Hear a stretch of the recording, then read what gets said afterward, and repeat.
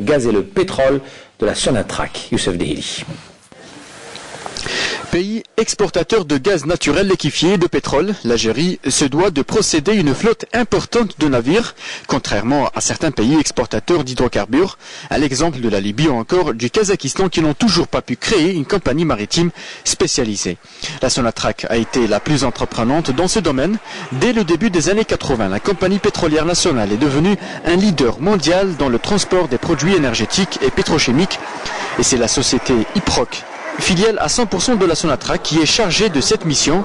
Cette compagnie dispose actuellement d'une flotte composée de 16 navires, dont 8 méthaniers, assurant le transport du gaz naturel liquéfié à hauteur de 40% des exportations de Sonatrach, soit une moyenne de 900 000 m3 par an. Iproc, elle est pionnière dans le transport du gaz naturel liquéfié, pionnière dans le monde, et nous comptons atteindre la capacité de 50%. Pour cela, Iproc a investi dans 6 nouveaux navires, Inch'Allah, dans 3 méthaniers, d'une capacité à peu près de 155 000 m3. Et la concrétisation de ces marchés est pour un futur proche, Inch'Allah. Cette nouvelle acquisition fait partie du programme d'investissement naval de Sonatrach, avec l'objectif d'assurer 50% du transport des hydrocarbures avec ses propres moyens. Pour cela, cette compagnie n'a pas lésiné sur les moyens nécessaires pour la mise en œuvre d'un programme ambitieux et riche, bâti sur la mise à niveau de sa ressource humaine.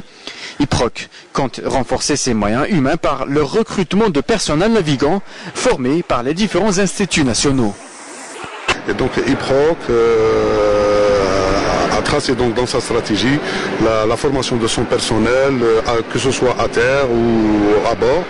Et elle a lancé donc la construction d'un centre de perfectionnement aux Sablettes, à Mostaganem, et qui va donc améliorer la formation, les connaissances. Améliorer la formation et les connaissances de son personnel, tel est l'objectif principal de la compagnie, en attendant de décrocher à l'avenir des contrats avec des grandes compagnies pétrolières étrangères grâce à l'affrètement des navires géants algériens.